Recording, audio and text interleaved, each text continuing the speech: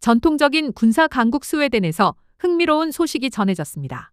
스웨덴 군 당국이 자국의 포병 전력 공백을 메우기 위해 한국의 K9 자주포 도입을 유력하게 검토하고 있다는 내용입니다. 현지 유력 일간지인 다겐스 뉴에테르 등 여러 매체에 따르면 스웨덴 육군은 최근 정부에 제출한 계획 문서를 통해 약 2개 대대 분량 40여 대의 궤도형 자주포가 필요하다는 입장을 전달했으며 그 최우선 후보로 대한민국의 K9이 거론되고 있습니다. 사실 스웨덴은 자국 방위 산업에 대한 자부심이 그 어느 나라보다 강한 국가입니다. 이미 전 세계적으로 성능을 인정받은 차륜형 자주포 아처를 직접 개발해 운용하고 있으며 오랫동안 비동맹 중립 노선을 유지해온 탓에 해외 무기체계, 특히 비서구권 무기 도입에는 상당히 보수적인 입장을 취해왔습니다. 자국산 명품 무기가 버티고 있는 상황에서 타국 장비를 들여온다는 건 스웨덴 입장에서 결코 쉬운 결정이 아닙니다. 스웨덴 기업의 BAE 시스템즈 보포스가 개발한 아처 자주포는 전 세계 차륜형 자주포 가운데 가장 진보된 무기체계로 꼽힙니다. 버튼 하나로 모든 사격 과정이 통제되는 완전 자동화 시스템을 갖췄으며 특히 현대전의 핵심인 슈덴 스쿠트, 즉 사격 후 즉시 이탈 전술에 최적화되어 있습니다. 도로 위에서 시속 70km 이상으로 기동하다가 정차 후 30초 안에 첫 발을 쏘고 다시 30초 안에 현장을 이탈해 적의 반격을 무력화하는 그야말로 스웨덴 기술력의 정점인 무기입니다. 그렇다면 스웨덴은 왜 그토록 지키고 싶어 했던 자존심을 내려놓고 한국산 K9 도입을 진지하게 고려하게 된 것일까요? 여기에는 급변하는 안보 환경과 현실적인 전략 수정이 자리 잡고 있습니다. 가장 시급한 이유는 바로 텅 비어버린 무기고 때문입니다. 스웨덴은 우크라이나 전쟁 발발 이후 보유했던 아처 물량의 상당수를 우크라이나에 무상으로 지원했습니다. 여기에 영국마저 지원 공백을 메우기 위해 스웨덴산 아처를 긴급 도입해가면서 정작 스웨덴 본토를 지킬 자주포 수량은 턱없이 부족해진 상태입니다. 설상가상으로 아처와 같은 고성능 정밀 무기는 복잡한 공정 탓에 단기간 대량 생산이 어렵습니다. 당장 러시아의 위협은 코앞인데 자국 생산만 기다리기엔 물리적인 시간이 절대적으로 부족한 상황에 직면한 것입니다. 여기에 더해 또 다른 결정적인 이유는 이른바 노르딕 표준의 형성입니다.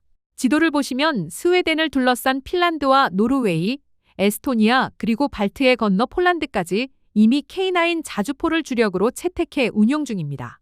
유사시 북유럽 방어선이 하나로 작동해야 할 때 인접국들이 모두 같은 규격의 탄약과 부품을 공유하는데 스웨덴만 독자 규격을 고집한다면 군수 지원에서 고립될 위험이 큽니다. 결국 주변국과의 상호 운용성을 확보해 북유럽 전체를 K9 라인으로 묶는 것이 안보 효율성 측면에서 필수적이라는 판단이 선 겁니다. 성능과 생산 능력 면에서도 K9은 경쟁자들을 압도하고 있습니다. 이미 핀란드와 노르웨이의 영하 40도 혹한기 훈련에서 K9은 엔진 시동 불량이나 기동 문제 없이 완벽한 작전 능력을 입증했습니다. 현지 군 관계자들의 극찬이 이어지는 이유입니다. 무엇보다 한국의 생산 속도는 따라올 나라가 없습니다. 경쟁국인 독일이 장비 인도까지 수년이 걸리는 반면 한국은 계약 후 불과 수개월 만에 대규모 물량을 납품할 수 있는 스마트 팩토리 기반의 생산 능력을 갖추고 있습니다.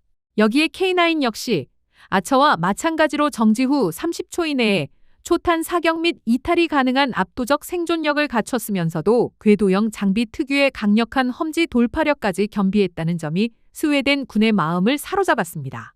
반면 경쟁 기종들은 뚜렷한 한계를 드러내고 있습니다. 독일의 PGH-2000은 스펙상으로는 우수하지만 지나치게 무겁고 예민한 센서 탓에 야전 정비가 까다롭다는 지적을 지속적으로 받아왔습니다. 미국의 신형 M109A7 자주포 역시 훌륭한 장비지만 최신 트렌드에 비하면 연사 속도 면에서 아쉬움이 남습니다. 실제 운용 사례를 봐도 희비는 엇갈립니다. 스웨덴산 아처를 급히 도입했던 영국은 부품 수급과 유지보수 문제로 난항을 겪고 있는 반면 일찌감치 K9을 도입한 노르웨이는 높은 가동률에 만족하며 추가 도입까지 결정했습니다. 이러한 주변국들의 비포 앤 애프터 사례가 스웨덴의 선택에 결정적인 영향을 미쳤을 것입니다. 여기에 우크라이나 전쟁은 스웨덴의 전략 수정에 쐐기를 박았습니다. 전쟁 초기에 진흙탕 속에서 바퀴로 움직이는 차륜형 자주포들이 기동에 어려움을 겪는 모습이 목격되었습니다. 스웨덴 북부의 환경 역시 허벅지까지 쌓이는 눈과 얼어붙은 늪지대가 널려 있습니다. 도로 위에서는 빠른 아처이지만 도로가 끊긴 험지에서는 궤도형인 K9만이 생존할 수 있습니다.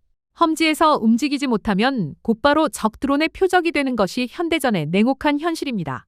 또한 우크라이나 지원으로 인해 비어버린 자국 무기고를 당장 채워야 한다는 절박함도 기동성과 생산성을 모두 갖춘 K9으로 눈을 돌리게 만든 원인입니다. 이제 대한민국 방위산업은 단순한 가성비의 영역을 넘어섰습니다. 까다롭기로 소문난 북유럽 국가들이 앞다투어 선택한다는 것은 K방산이 이제 신뢰할 수 있는 명품 브랜드로 자리 잡았음을 의미합니다. 이번 스웨덴의 K9 도입 검토가 실제 계약으로 이어진다면 이는 단순히 무기 하나를 더 파는 것을 넘어 캐나다와 프랑스 등 차기 시장을 여는 결정적인 보증 수표가 될 것입니다. 시청해주셔서 감사합니다.